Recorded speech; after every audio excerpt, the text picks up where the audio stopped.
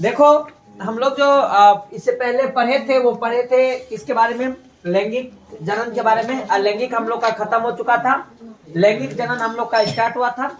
और लैंगिक जनन के अंदर जब हम बात करते हैं तो उस लैंगिक जनन के अंदर भी हम कुछ चीज पढ़े थे। और जो चीज पढ़े थे वो इससे पहले लैंगिक जनन में क्या क्या पढ़े हैं कि किस प्रकार से बताया जाता है कि लैंगिक जनन के अंदर अवस्थाएं आती है। उसके अंदर एक जनन की अवस्थाएं थी। जिस जनन की अवस्थाएं या इस अवधि का बात करें तो हर एक जीव के अंदर क्या बताया गया कि अलग अलग अवस्थाएं आती है। हमारे इस पृथ्वी के ऊपर जीव के अंदर विविधताएं हैं। और जीव के अंदर अगर विविधताएं हैं तो इस जीव के अंदर विविधताएं के अंदर अलग अलग जीव के अंदर अलग अलग समय इसका आता है। उसी को हम कंटिन्यू करते हुए जब आगे इसके अंदर पढ़ रहे हैं तो हमारे पास लिखा हुआ है क्या कि जनन का प्रवस्था के दौरान अपरास्तनी। अब इस वर्ड को देखना, इस अपरास्तनी का मतलब होता है, इंग्लिश में इसको बोला जाता है प्लेसेंटल। क्या बोला जाता है? प्लेसेंटल। अपरास्तनी इसको कहते हैं। इस अपरास्तनी का मतलब होता है जब शिशु जो होता है वो शिशु अपने माँ के गर्भ में माँ के गर्भ में जो जुड़ा रहता है, गर्भ से शिशु का नाभि जो माँ के गर्भ से जुड़ा रहता है, उसके एंड्रोमेट्रियम से जब जुड़ा रहता है तो वो जो कनेक्शन देने वाला चीज होता है हम उसको क्या बोलते हैं? प्लेसेंटा। तो यानी जनन प्रवस्था के दौरान अपरास्तनी मादा के अंडाशय की एक्टिव सक्रियता में एक साइक्लिक क्रिया चलने लगती है। और वो जो साइक्लिक क्रियाएं चलती है और वो साइक्लिक क्रिया के दौरान उसके अंदर जो घटनाएं घटती होगी, उस घटनाएं को घटने के बाद कुछ सहायक वाहिका यानी नली और हार्मोन में परिवर्तन आने लगते हैं। और ये कब आता है? तो जनन प्रावस्था के दौरान। इसलिए कि हम लोग कहते हैं कि जब हम इस स्टेज में आते हैं, जनन प्रावस्था में आते हैं, तो हमारे शरीर की गतिविधियां जो होती है या हमारे शरीर के अंदर का जो हार्मोन चेंज होता है वो एक खतरनाक ढंग से होता है। एकाएक हमारे शरीर के अंदर कुछ चीजें जो होती है वो उत्तेजित होने लगती है और उसी का परिणाम स्वरूप हमारे शरीर के अंदर बहुत सारे बदलाव देखने को मिलते हैं, जो अगले चैप्टर में हम और बेहतर ढंग से डिस्कस करेंगे। लेकिन यहीं पे वो देल है नॉन प्राइमेट्स। दो टाइप के हमारे पास जीव होता है। एक जो जीव होता है उसको हम बोलते हैं प्राइमेट्स जीव, और एक जो होता है वो होता है नॉन प्राइमेट्स जीव। अब देखो, ये प्राइमेट्स और नॉन प्राइमेट्स के बारे में जब बात करते हैं, ये दोनों है किसके अंदर? मेमल्स के अंदर ही आता है। लेकिन नॉन प्राइमेट्स में वो भी जीव आते हैं जो ज्यादा डेवलप नहीं रहते हैं। बताया जाता है कि नॉन प्राइमेट्स जीव के अंदर पूंछ देखने को मिलता है। वो ज्यादातर जो होता है उसके सामने में जो है आंख, हम लोग के अंदर भी होता है, उन लोग के अंदर भी होता है। पैर जो होता है उसका चारों पैर चलने के लिए उपयोग होता है, लेकिन हम लोग के अंदर जो है डेवलप होने के बाद दो हाथ बन जाता है और उसके बाद क्या होता है? दो पैर बनता है। हमारे जो मस्तिष्क का विकास है वो उसके मुकाबले में ज्यादा देखने को मिलता है। और कुछ ऐसा इस दोनों को बांटने का एक वे है जिसके कारण प्राइमेट्स जीव होता है, जो हम लोग जैसा जीव है वो प्राइमेट्स कहलाते हैं। और जो अनडेवलप्ड जीव है, जो ज्यादा विकसित नहीं है, जिसके अंदर ज्यादा ज्वाइंटेड देखा जाता है, वो किसके अंदर आता है? इंसेक्ट सब भी आता है नॉन प्राइमेट्स के अंदर। या अगर हम बात करें तो और कुछ जानवर सब जो होता है वो किसके अंदर आता है? सुअर सब जो आता है वो किसके अंदर आता है? नॉन प्राइमेट्स के अंदर। तो यही चीज है, गाय सब जो आता है वो किसके अंदर आता है? Non primates. तो बताया जाता है कि नॉन प्राइमेट्स स्तनधारी, ये भी किस प्रकार का है? स्तनधारी। यानी दोनों स्तनधारी है।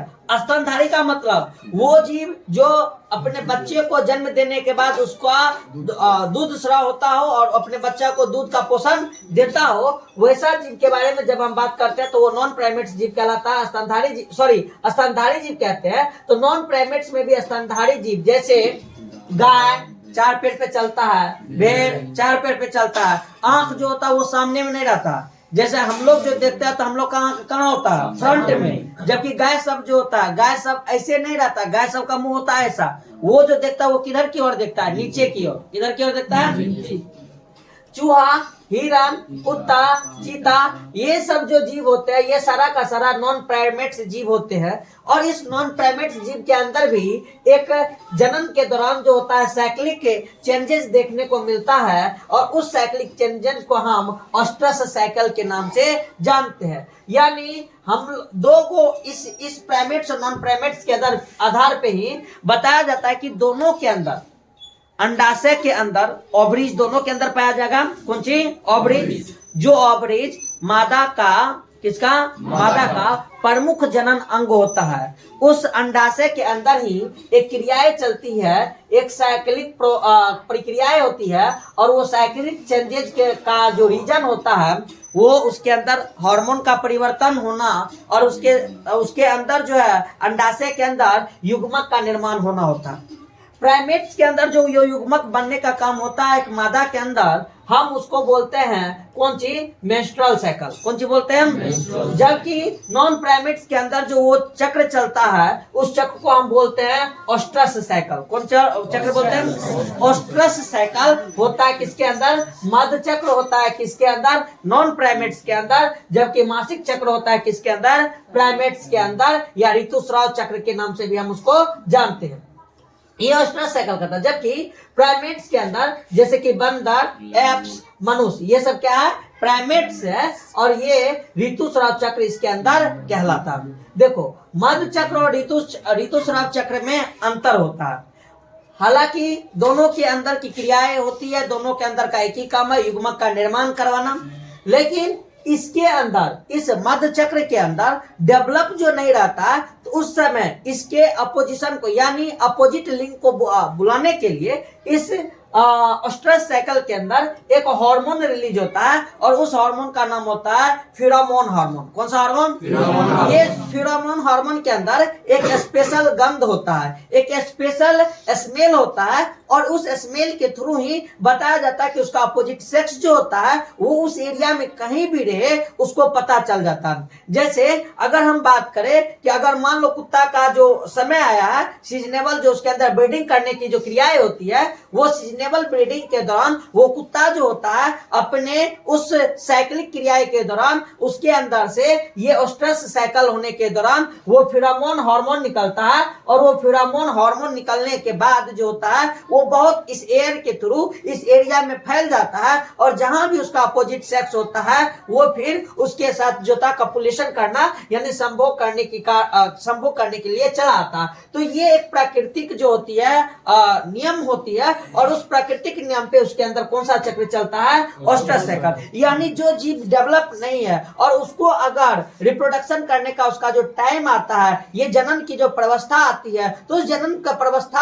आने के दौरान अलग अलग आवाजें निकालती है। वो जैसे हम तुमको कल बताए थे कि मेढक जो होता है वो बारिश के दौरान जो आवाजें निकालती है, कैसा आवाज निकलता है? हाँ, टट्टर का जो आवाज निकलता है, वो टट्टर का आवाज इसलिए नहीं निकाल रहा है कि बादल बरसेगा, वो टट्टर का आवाज इसलिए निकल रहा है कि वो अपने अपोजिट सेक्स को बुलाना चाह रहा है कि यहाँ पे बारिश हुआ है, यहाँ पे पानी है, आप यहाँ पे आइए, हम यहाँ पे एग को ले करेंगे, और फिर उसका भी स्पर्म आके फिर उन दोनों का क्या होगा, वहां पे फर्टिलाइजेशन का काम हो पाएगा। तो बताया जाता है कि अधिकांशता स्तनधारी विशेषकर जो प्राकृतिक रूप से कहाँ पे रहते हैं? वनों में रहते हैं। अपने जनन प्रवस्था के दौरान अनुकूल परिस्थितियों में ऐसे चक्र का प्रदर्शन करते हैं।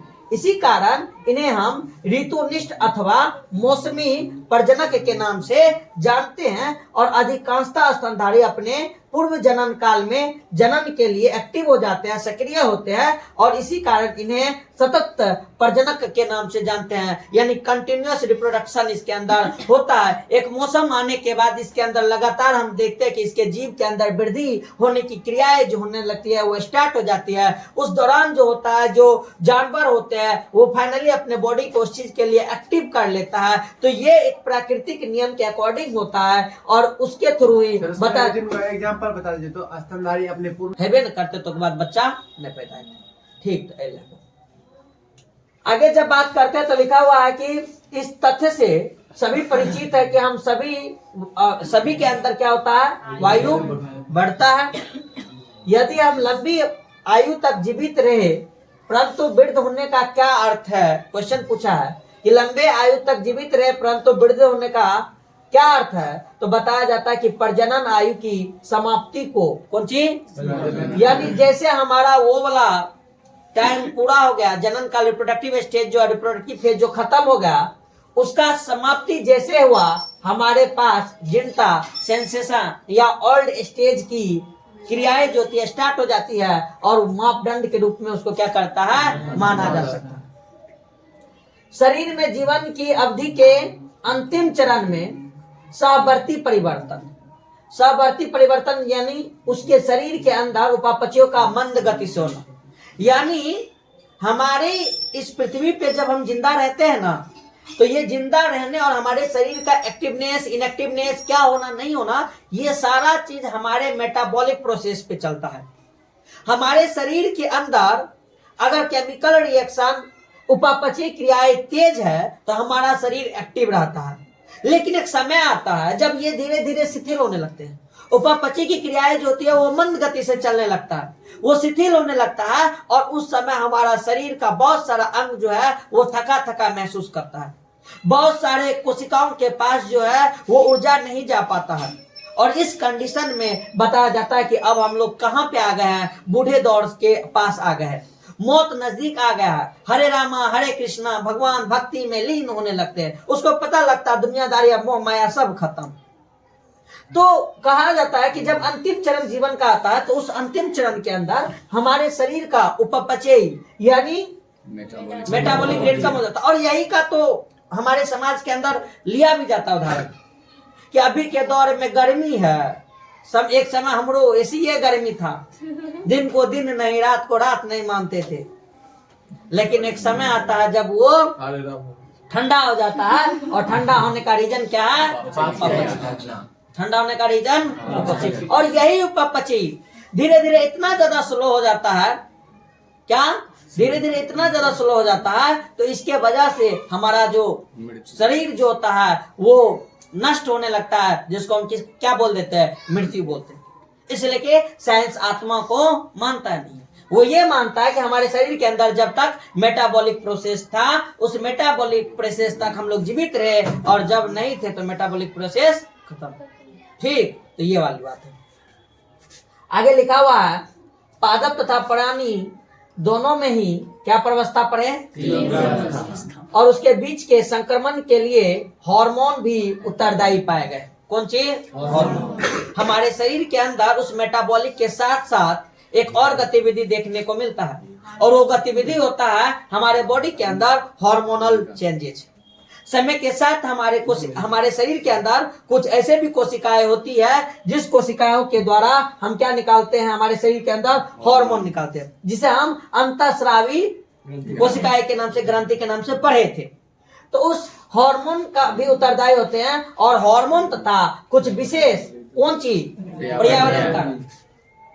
शरीर में तो ये गर्मी 6 से 6 किलो, लेकिन अगर बाहरी फैक्टर उसको और प्रभाव कर दे यानी उसको और सहयोग कर दे तो फिर वो लेवल और भी उठ सकता है। तो वो कंडीशन इस पर्यावरण कारक के बीच भी कहीं ना कहीं परस्पर क्रियाएं जीवों की जनन क्रियाओं तथा व्यवहारिक अभिव्यक्तियों को भी क्या करती है, नियंत्रण करती है। इसलिए के बताया जाता है कि जब हम एडोलसेंस के स्टेज में आते हैं तो इस एडोलसेंस के स्टेज में आने पर हमें जो है हमारे एटमॉस्फेयर जो होना चाहिए वो बहुत बेहतर होना चाहिए। अगर ये एटमॉस्फेयर इस स्टेज के अंदर अगर बेहतर नहीं मिलेगा, ज्यादा उत्तेजित करने वाला मिल गया, ऐसा सहयोग नहीं मिलेगा जहां हम लोग को क्या किया जाए, हमारे बॉडी को, हमारे माइंड को शांत किया जाए, हम अपने आप को बेहतर ढंग से बेहतर वे पे चल सके, तो फिर हम लोग के लिए वो क्या हो जाता है, बहुत ज्यादा नुकसानदेह हो जाता है। और उसी एज के एडोलसेंस के एज में जब हमारे शरीर के अंदर मेटाबॉलिक रेट जो होता है स्टेज पे रहता है, जैसे बताए तो उसके अंदर एक मैक्सिमम तक जा पा रहा था, किसमें, इससे पहला वाला जो चैप्टर बायोमोलिक्यूल्स पढ़ाए थे उसमें था ना, एक मैक्सिमम तक जा रहा था, Vmax तक पहुंचे थे। तो वहां तक पहुंचने के बाद अगर उस समय में हमारा अगर पर्यावरणीय कारक किसी इधर उधर लड़का से लग गया तो फिर हम लोग का कहीं ना कहीं जीवन जो होता है वो व्यर्थ की ओर जाने लगता है। अभिव्यक्तियों को नियंत्रण करती है, लैंगिक जनन की अब जो है कुछ घटनाएं होती है। कहते हैं कि परिपक्वता अवस्था प्राप्त करने के पश्चात सभी लैंगिक जनन करने वाले जीव कुछ घटनाओं एवं प्रक्रियाओं को प्रदर्शित करते हैं जिनमें महत्वपूर्ण मूलभूत समानताएं होती है। यद्यपि लैंगिक जनन से संबंध संरचनाएं जीवों में एकदम भिन्न होते हैं, यद्यपि विस्तृत एवं जटिल होने के बावजूद जीवों में लैंगिक जनन की घटनाएं एक नियमित क्रम का अनुपालन करती है और लैंगिक जनन एक प्रजाति के नर एवं मादा द्वारा उत्पन्न युग्मक के मिलने की क्रिया युग्मनन यानी युग्मनज निषेचन तथा भ्रूण की उत्पत्ति की युग्मन द्वारा एक विशिष्ट कृत्य होते हैं। सुविधा के लिए ये क्रमबद्ध घटनाओं को 3 भिन्न भिन्न अवस्थाओं में बांटा गया है, जिसको एक को बोलते हैं निषेचन पूर्व, एक को बोलते हैं निषेचन, एक को बोलते हैं निषेचन पश्चात। यानी ये कहने का ये मतलब है कि भले हमारे इस पृथ्वी पर सभी जीव के अंदर जो क्रियाएं होती है, जनन की क्रियाएं होती है, वो जनन का क्रियाएं अलग अलग स्टेज में क्यों ना हो, लेकिन एक वो बात तो फिक्स है और वो बात ये है कि सभी के अंदर जनन क्रिया होने के लिए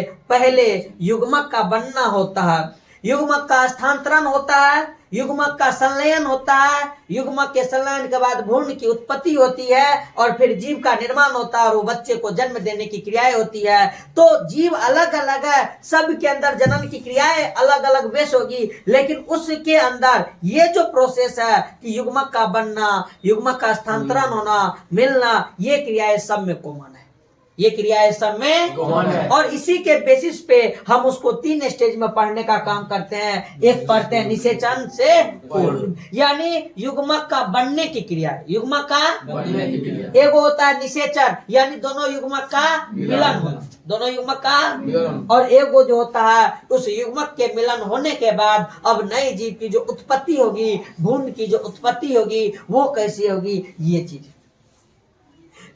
हम लोग कहते हैं कि जो हमारे इस पृथ्वी पर बहुत ऐसे होते हैं कि चलो हम जन्म ले लिए, बोलते हैं कि माँ बाप को इतना टेंशन क्या होता है कि इतना हम लोग का ये करता वो करता। जिस चीज को तुम जितना आसानी से पढ़ रहा है ना, वो चीज इतना आसानी से नहीं हो रहा है। इस चीज को होने के लिए, इस चीज को करने के लिए, और फिर इसके बाद जो बच्चा जन्म लेता है, उस जन्म के बाद इस दुनिया के अंदर आने के बाद का जो समस्या है ना, ये सिर्फ और सिर्फ किसको पता रहता है, हमारे माँ बाप को।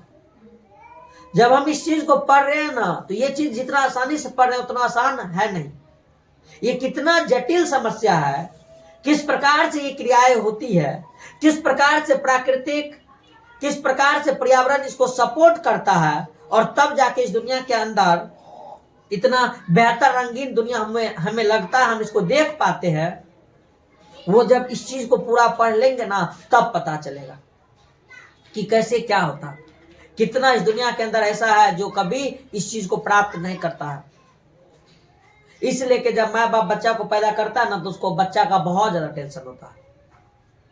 हम लोग को लगता है कि तोरा के क्या टेंशन ले, उसको होता है, भले वो चीज नहीं पढ़ा हुआ है, लेकिन उसको पता है कि कितना भीड़ होता है बच्चा को जन्म देने में, कितनी कष्ट, कितनी पीड़ाएं हैं, फिर उसको कैसे संभालना है, वो सारा।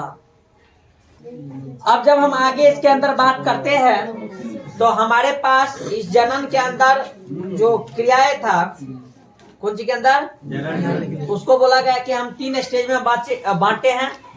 एक निषेचन है और एक पूर्व है और इसके ठीक। कुछ भी नहीं है, बहुत इजी है, आराम से समझ में आ जाएगा। ये सब चीज कोनो चीज नहीं है, लेकिन हाँ बाद के लिए बहुत कुछ है। सही बोली, बाद के लिए मतलब नहीं समझली, घर के बाहर वाला बाद ना, पढ़ाई के बाद वाला बाद, इस चैप्टर के बाद जो बाद आएगा ना, वो बाद।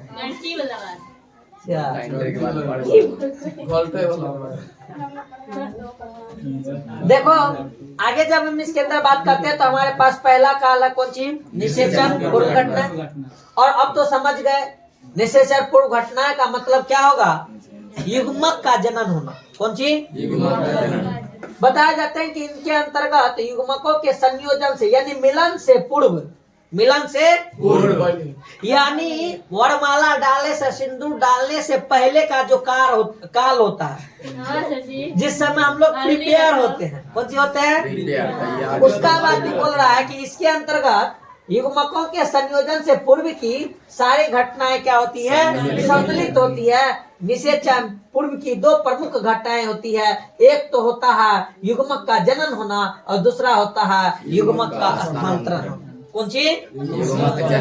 यानी दूल्हा बाबू का सजना और दूल्हा बाबू का सज के बारात लेके दुल्हन के घर जाना, वो दो क्रियाएं होता है। क्या? निषेचन पूर्व घटना है। कहाँ होता है ये? निषेचन पूर्व घटना है ये होता है। पहला है हम लोग के पास कौन सी? युग्मक जनन। पहला है कौन सी? जब इस युग्मक जनन के अंदर का बात करते हैं तो लिखा हुआ है कि जैसा कि आप जानते हैं युग्मक जनन नर तथा मादा दो प्रकार के युग्मकों की गठन प्रक्रिया को संदर्भित करने का काम करता है। यानी नर के अंदर भी और मादा के अंदर। किसके अंदर? नर और मादा के अंदर युग्मक जनन दो प्रकार के युग्मक यानी दो अलग अलग प्रकार के युग्मक का उसके अंदर निर्माण होता है, उस चीज को बताने का काम करता है। और युग्मक एक प्रकार से कैसा कोशिका होता है? कैसा कोशिका है? ये जो कोशिकाएं होती है अगुणित होता है, जिसे हम किसके थ्रू एन से प्रदर्शित करने का काम करते हैं। और कुछ सवालों में दो युग्मक देखने में एक दूसरे के समान दिखाई पड़ते हैं। दोनों युग्मक एक दूसरे के ऐसे तो इन जनरली बताया जाता है कि जब नर का और अगर बात करें किसका, मादा का, उसके अंदर जब युग्मक बनता है तो वो युग्मक जो बनता है वो अलग अलग वे में बनता है। एक छोटा होगा, एक बड़ा होगा। लेकिन सवाल के केस में जब युग्मक पहली बार इस पृथ्वी पर उस समय में उतना ज्यादा डेवलप नहीं हो पा रहा था, तो दोनों युग्मक जो था वो एक दूसरे के समान दिखाई पड़ते हैं। और इसी कारण से हम इस चीज को क्या बोलते हैं? क्या बोलते हैं? क्या बोलते हैं? समान युग्मक के मिलने से हम उसको क्या बोल दिए? समयुग्मक। यानी नर युग्मक जैसा और वैसा ही कौन सा युग्मक? मादा युग्मक। जैसा नर युग्मक वैसा ही क्या? आकारिक रूप से, सब रूप से एक समान होता है, तो हम उस टाइप के युग्मक को क्या बोलते हैं? और ये सब युग्मक ही किसके अंदर हमें देखने को मिलता है? तो सवाल के अंदर। किसके अंदर? किसके अंदर? सवाल के अंदर। और चित्र 1.5 में देखने को हमें मिल रहा है, जहाँ पर देखो दोनों का युग्मक क्या है, हमें समान दिखाई दिया है। यही नहीं, क्योंकि इनकी एक रूपता के कारण हम इन्हें नर तथा मादा युग्मकों के रूप में भी श्रेणीबद्ध नहीं कर सकते। क्या बोला कि इनकी एकरूपता के कारण हम इन्हें नर मादा युग्मकों के रूप में श्रेणीबद्ध नहीं कर सकते हैं। हालांकि क्या बोला गया? हालांकि अधिकतर लैंगिक प्रजनक जीवों के द्वारा अकारकी रूप से स्पष्ट दो प्रकार के युग्मक होते हैं। एक होता है कौन सी? विषम युग्मकी। कौन सी होते हैं? जब दोनों युग्मक समान था तो हम क्या बोले? सम युग्मकी। और एगो युग्मक बड़ा और एगो युग्मक छोटा रहेगा तो उस दौरान हम उसको क्या बोलते हैं? विषम युग्मकी के नाम से हम जानने का काम करते हैं। और इस प्रकार के जीवों में नर युग्मक को हम किसके नाम से? पुमाणु या शुक्राणु। ये पुमाणु जो बोला गया है, ये बोला गया किसके लिए? तो पौधा के अंदर जो उसका नर वाला भाग होता है ना, हम उसको पुमांग पढ़ते थे। क्या पढ़ते थे? और उसी के अंदर युग्मक जो था उसी को हम क्या बोलते हैं? को पुमाणु। क्या बोलते हैं? जबकि अगर नर के अंदर का बात करते हैं, हम लोग अपने अंदर बात करते हैं, तो उसको क्या बोलते हैं? शुक्राणु। जबकि मादा युग्मकों को हम किसके नाम से? अंड के नाम से और डिंब के नाम से जानते हैं। यानी अंड जो होता है वो किसके अंदर? पुष्प के अंदर देखने को मिलता है। और डिंब जो कहते हैं वो हम लोग किसके अंदर कहते हैं? मादा के अंदर कहते हैं। ये पुष्प के मादा के अंदर कहता है और ये हम लोग ह्यूमन बींग्स के अंदर कहते हैं। और चित्र 1.5 के अंदर इसको भी देखने का काम दिखाएगा। एक बार देख लेते हैं इस बेहतर से बेहतर चित्र को, जिसके अंदर एगो जो है हमारे पास वो कौन सी है? समयुग्मकी। एक जो होता है युग्मकों के किस्म क्या दिया हुआ? ओ में क्लेडोफोरा एक सवाल का प्रजाति है जो कि जिसके अंदर क्या? समयुग्मकी देखने को मिला। दूसरा जो है वो फ्यूकस है, ये भी एक प्रकार का सवाल है। इसी फ्यूकस के अंदर देखो एगो जो युग्मक है वो क्या है, बहुत छोटा है, और ये एगो युग्मक जो है वो क्या है, बड़ा है। तो इसको हम विषम युग्मकी के नाम से जानते हैं। जबकि मानव के अंदर का बात करते हैं तो ये अंडाणु है, और ये क्या है हमारे पास शुक्राणु है। ये दोनों भी क्या है, अलग अलग है। क्या है ये दोनों भी अलग अलग देखने को मिलता है। लेकिन सवाले के अंदर देख दोनों टाइप का युग्मक है, सम युग्मक भी है और विषम युग्मक है, लेकिन सवाल के अलग अलग प्रजाति में ये हमें देखने को मिलता है। तो युग्मक कितने प्रकार के हो सकते हैं, 2 प्रकार के। दोनों युग्मक अगर एक समान होगा तो हम उसको क्या बोलेंगे, सम बोलेंगे। अगर दोनों युग्मक अलग अलग होंगे तो क्या बोलेंगे, विषम युग्मक। चल आगे जब इसके अंदर